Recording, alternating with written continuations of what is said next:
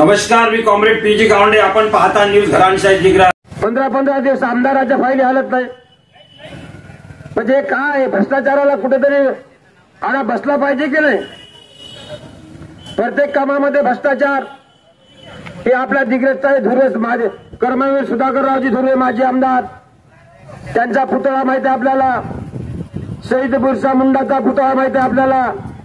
त्या पुतळ्यापासून ते महालक्ष्मी गोरक्षण हा जुन्नादारा रोड जे गेला तहसील समोरून, याचं जॅकिंग ट्रॅक कुठे गेला? जॅकिंग ट्रॅक मंत्री महोदय म्हणते जॅकिंग ट्रॅकच नव्हता. काय बोलता तुम्ही? काय चालता? पैसे निघाले म्हणते ते 2,24,04,000 रुपये निघाले. कसे काय निघाले? कागदोपत्री रस्ते तयार करतात, कागदोपत्री पांदन रस्ते तयार करतात. कुठे गेले पैसे? कोणता भ्रष्टाचार आहे? राज्यकर्ते झोपले का?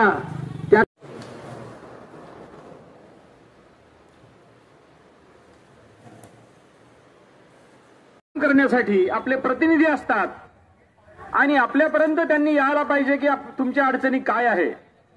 परंतु नियम आपल्याला माहित नसल्यामुळे एखादा आमदार मंत्री आला की आपण त्यांच्या मागे धावतो, त्यांना राजासारखी वागणूक देतो.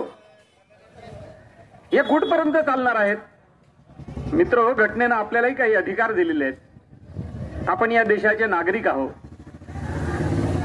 आणि मग नागरिक असल्यामुळे आपल्या जीवनाचे जे काही प्रश्न आहेत,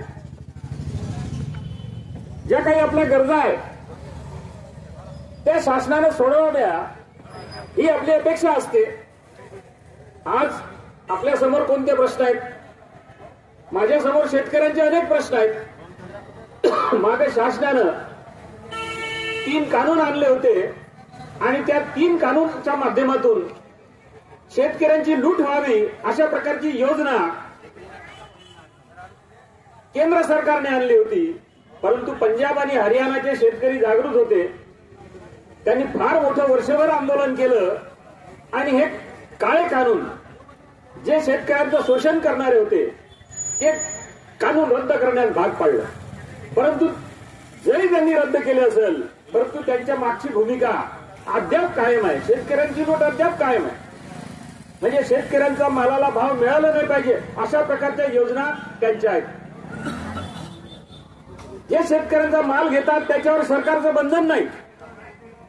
म्हणजे मागच्या वर्षी आमचा 14,000 रुपयापर्यंत कापूस गेला होता, आज 7,200च्या वर जात नाही.